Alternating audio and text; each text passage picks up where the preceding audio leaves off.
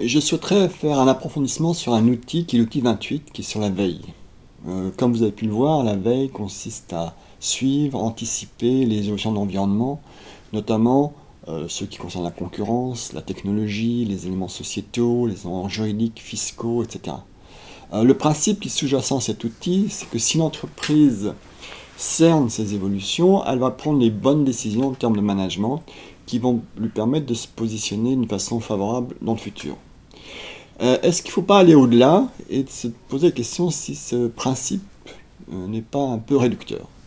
En fait, on s'aperçoit qu'une entreprise comme Kodak, qui était un géant dans l'industrie de la photo au siècle dernier, a fait faillite en 2012. Et comment est-ce que c'était un problème de veille? Est-ce que Kodak n'a pas su voir les évolutions du numérique? Est-ce qu'il n'a pas su capter les changements? Si on regarde bien l'histoire de Kodak, on n'est absolument pas dans cette configuration-là.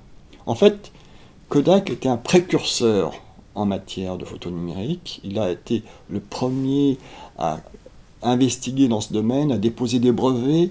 Il a été le premier inventeur de l'appareil numérique. Il a été le premier à lancer aussi dans l'enseignement un peu haut de gamme et professionnel des appareils numériques. Donc on ne peut pas dire que ce soit une absence de vigilance sur l'environnement qui a été à l'origine de cet échec. En fait, l'origine de l'échec, elle tient au management.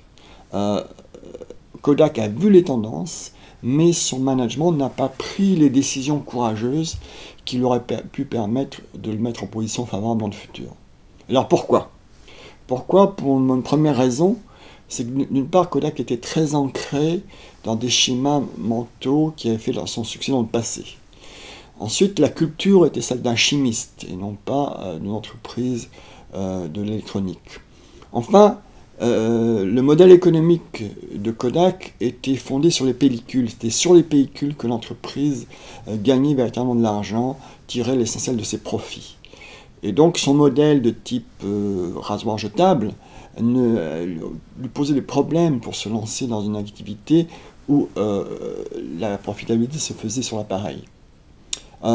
Plus généralement, on s'aperçoit que les entreprises peuvent être prisonnières de leurs schémas mentaux traditionnels et elles ont tendance à nier, à faire un déni de réalité vis-à-vis des évolutions de l'environnement. Donc, en conclusion, c'est au-delà du fait d'observer l'environnement, il y a un impératif, c'est que le management prenne conscience de ces tendances et prenne surtout des décisions courageuses qui sont induites par ces transformations. Donc la veille est nécessaire, mais elle est largement insuffisante pour conduire l'entreprise à la réussite dans le futur.